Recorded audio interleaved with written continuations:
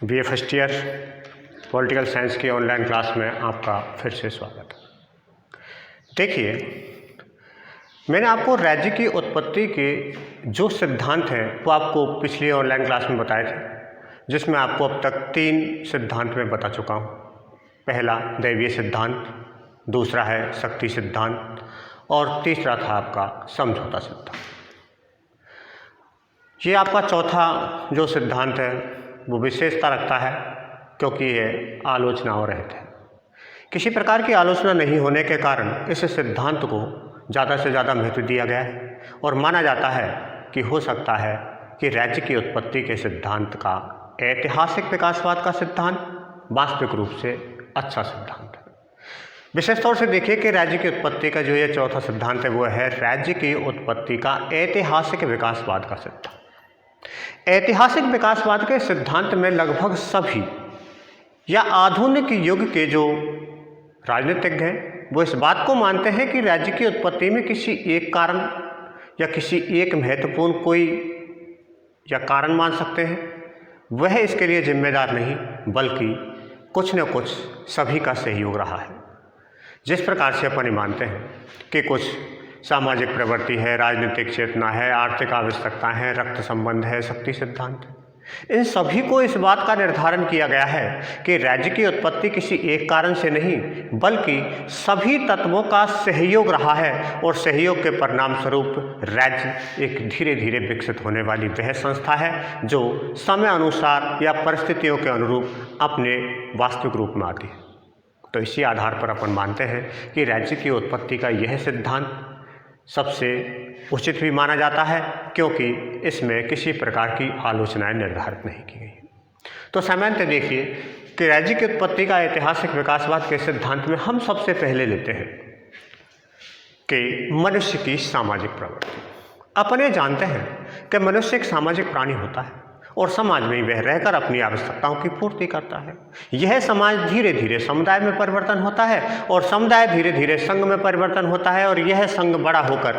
राज्य जैसी संस्था का निर्माण करता है। लेकिन इस बात को स्पष्ट रूप से ये नहीं कहा जा सकता कि राज्य की उत्पत्ति केवल सामाजिक प्रवृत्ति के आधार पर हुई है। हालांकि प्राचीन विचारक अरस्तु ने कहा है कि मनुष्य एक सामाजिक प्राणी है और समाज में जो व्यक्ति नहीं रहता या तो वह देवता होता है या वह पशु होता है। तो सामान्यतः अपन ये कह सकते हैं कि देवता अपन बन नहीं सकते, पशु प्रवृत्ति में जाना नहीं चाहते, इसलिए केवल ये है कि मनुष्य सामाजिकता के अनुरूप कार्य करता है और समाज में रहकर ही अपनी आवश्यकताओं की पूर्ति करता है। हालांकि कुछ विचारक ये मानते हैं कि समाज में रहकर व्यक्ति अपनी आवश्यकताओं की पूर्ति करता है और उसी के परिणाम स्वरूप राज्य जैसी संस्था का विकास हुआ है। लेकिन कुछ विचारक ये भी मानते हैं कि सामाजिक प्रवृत्ति ही राज्य के निर्माण में निर्धारक तत्व नहीं है, यह एक सहायक तत्व के रूप में कार्य करती है और यही कारण है कि इस सिद्धांत की आलोचना नहीं है। वो मानता है कि हो सकता है सामाजिक सिद्धांत एक प्रकार से स्पष्ट सिद्धांत नहीं है जिसके द्वारा राज्य का निर्माण किया गया हो, लेकिन फिर भी एक सहायक तत्व के रूप में अवश्य रहे हो। दूसरी तरफ एक दूसरा महत्वपूर्ण तत्व है, वह है रक्त संबंध। अपन ये मानते हैं कि एक रक्त संबंधियों और दूसरे रक्त संबंधियों के मध्य या एक ही रक्त संबंधियों के मध्य आपसी समायोजन की भावना, आपसी मेल मिलाप और आपसी सहयोग की प्रवृत्ति ज़्यादा पाई जाती है। और ये रक्त संबंधी जब बड़े समुदाय में फैल जाते हैं और उनका किसी अन्य रक्त संबंधियों से अगर संबंध स्थापित हो जाता है या वैवाहिक संबंध हो या अन्य प्रकार के संबंध हो तो यह एक बहुत बड़े समाज का निर्माण करता है और धीरे धीरे यह विकसित होकर सने सने राज्य जैसी संस्था का निर्माण करते हैं। सामान्यतः अपन ये कह सकते हैं कि हेनरी मैन ने भी कहा है, जो विचारक है हेनरी मैन, उन्होंने कहा है कि रक्त संबंध समाज को जन्म देता है और यह समाज विकसित होकर राज्य जैसी संस्था का निर्माण करता है। उन्होंने भी इस बात को परिभाषित किया है, लेकिन साथ साथ वो ये भी मानता है कि केवल अकेले रक्त संबंधों के आधार पर राज्य जैसी संस्था का विकास संभव नहीं है, लेकिन फिर भी राज्य के निर्माण में रक्त संबंध का कहीं न कहीं कोई विशेष योगदान रहा है। यहाँ पर भी अपन एक सहायक तत्व के रूप में मानते हैं कि रक्त संबंध राज्य के निर्माण में एक सहायक तत्व रहा है, ना कि निर्णायक तत्व। तो यह भी एक प्रकार से बात है कि राज्य जैसी संस्था के निर्माण में रक्त संबंध का कहीं न कहीं कुछ न कुछ विशेष तौर से सहयोग रहा है, जिसके आधार पर हम वर्तमान की राज्य जैसी संस्था का निर्माण मानते हैं। इसके बाद दे रखा है आपका धर्म। हालांकि ये माना जाता है कि एक धर्मावलंबी दूसरे धर्मावलंबियों के साथ समायोजन करने के बाद में सांप्रदाय का निर्माण करते हैं, और यह सांप्रदाय जब बड़े भूभाग पर एकत्रित होता है और इसी प्रकार से धीरे धीरे वह विकसित होकर राज्य जैसी संस्था का निर्माण कर देता है। तो यह भी एक राज्य के निर्माण की इकाई हो सकती है। जैसे कि अपन मानते हैं कि एक ही धर्मावलंबी जैसे इजराइल में रहते हैं, इजराइल में केवल यहूदियों के आधार पर एक ही धर्मावलंबियों ने अपनी सीमाओं का निर्धारण करते संप्रभु शक्ति और पूर्ण रूप से राज्य संस्था का निर्माण किया। लेकिन सभी राज्यों में एक ही धर्मावलंबी नहीं रहते, वहाँ पर अन्य धर्मावलंबी भी रहते हैं, लेकिन उनसे किसी न किसी प्रकार का जब संपर्क रहता है तो इस आधार पर भी अपन ये कह सकते हैं कि राज्य के निर्माण में धर्म का भी विशेष योगदान रहा। हालांकि देखिए गेटल ने भी कहा है कि रक्त संबंध और धर्म एक ही सिक्के के दो पहलू माने जाते हैं। यानी जहाँ एक रक्त संबंधी होते वहाँ निश्चित है कि वहाँ एक ही धर्मावलंबी होते हैं, लेकिन ऐसा कुछ नहीं हो सकता, क्योंकि जहाँ पर एक ही धर्मावलंबी होते हैं दूसरे धर्मावलंबी भी उसका सहयोग जब प्रदान करते हैं तो ऐसी स्थिति में एक बड़े समाज का निर्माण होता है जो सांप्रदाय के रूप में कार्य करता है। और विभिन्न सांप्रदाय वाले व्यक्ति जब एक ही क्षेत्र में रहकर एक संप्रभु शक्ति को मान्यता प्रदान कर देते हैं तो उसे अपन राज्य कहते हैं।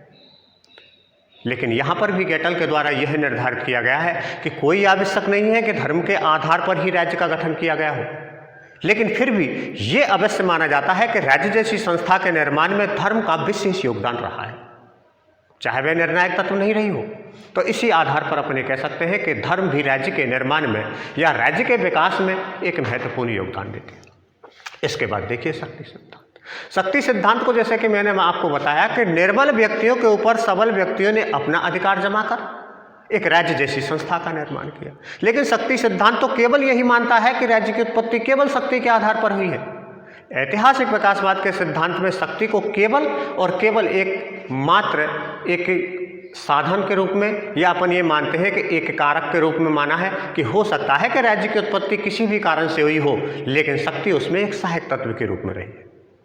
जैसे कि अपन मान सकते हैं कि लासवेल ने कहा कि राज्य के उद्देश्यों की पूर्ति करने के लिए राज्य के लिए शक्ति आवश्यक है या राज्य का गठन शक्ति के आधार पर ही किया जा सकता है। ये बात ठीक है,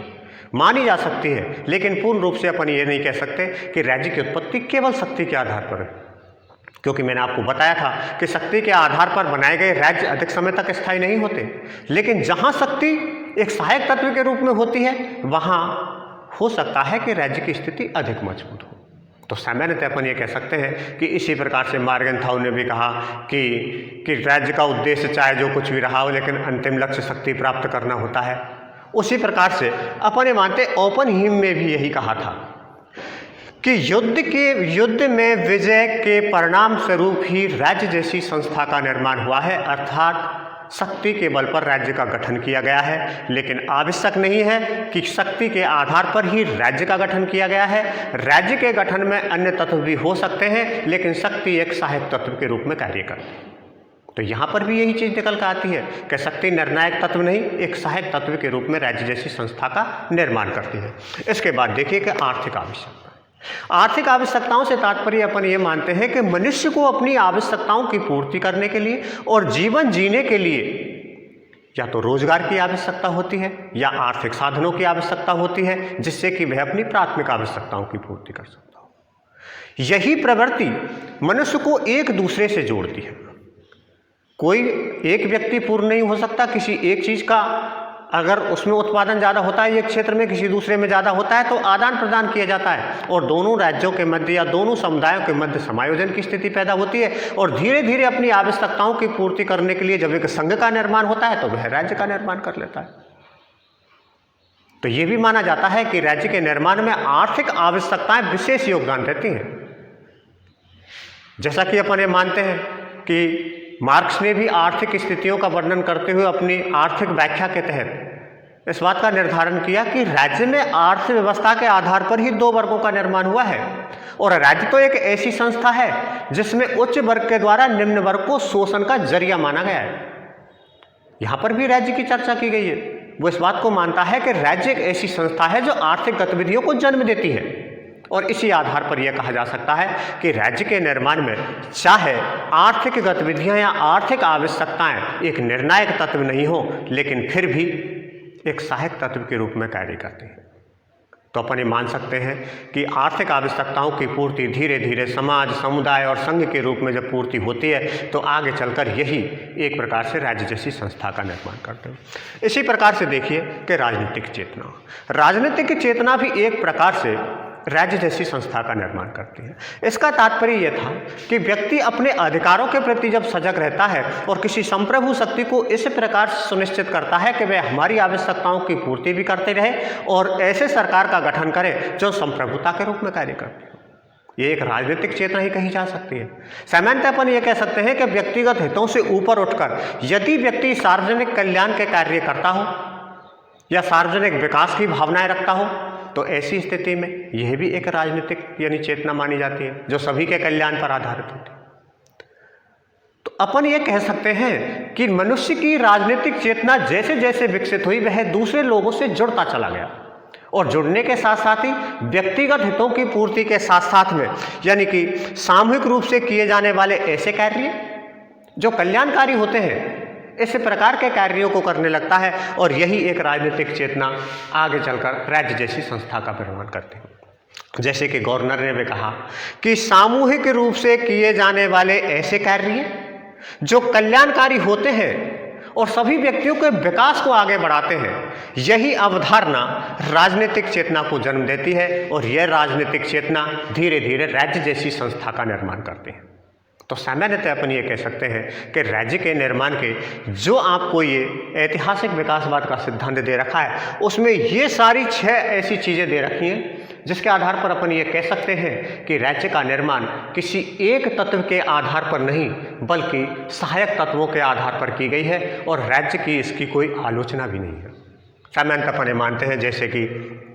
राज्य की उत्पत्ति में राज्य यानी कि व्यक्ति की मूल सामाजिक आवश्यकताएं या मूल प्रवृत्ति जो एक प्रकार से मनुष्य को सामाजिक प्राणी मानती है, रक्त संबंध जिसके तहत एक रक्त संबंधियों को दूसरे रक्त संबंधियों के साथ में जोड़ती है, धर्म जो धीरे धीरे एक धर्मावलंबी सांप्रदायिकता में बदलते हैं और सांप्रदायिक क्षेत्रों में एकीकरण के आधार पर राज्य जैसी संस्था का निर्माण करते हैं। इसके बाद शक्ति सिद्धांत के तहत भी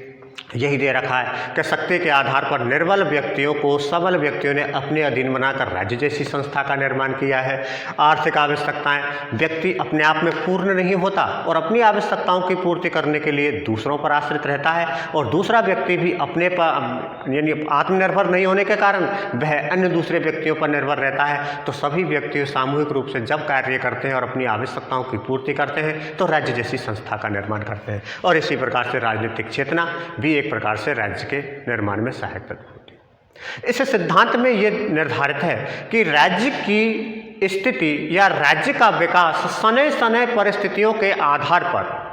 किसी एक कारण के माध्यम से नहीं कि राज्य धीरे धीरे विकास का परिणाम है जिसमें ये चीज़ें विशेष महत्व रखती हैं। चाहे कोई एक चीज़ निर्णायक तत्व के रूप में नहीं रही हो लेकिन सामूहिक रूप से यह सभी चीज़ें इस बात का निर्धारण करती है कि राज्य ऐतिहासिक विकासवाद का परिणाम है, ना कि शक्ति सिद्धांत के आधार पर, ना ही देवीय सिद्धांत के आधार पर और ना ही समझौता सिद्धांत के आधार पर राज्य जैसी संस्था का गठन हुआ है, बल्कि इन प्रवृत्तियों के आधार पर ही राज्य का निर्माण हुआ है।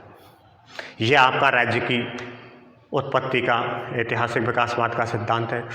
अगले आपके ऑनलाइन क्लास में देखा जाएगा लोक कल्याणकारी राज्य की अवधारणा। तब तक के लिए धन्यवाद।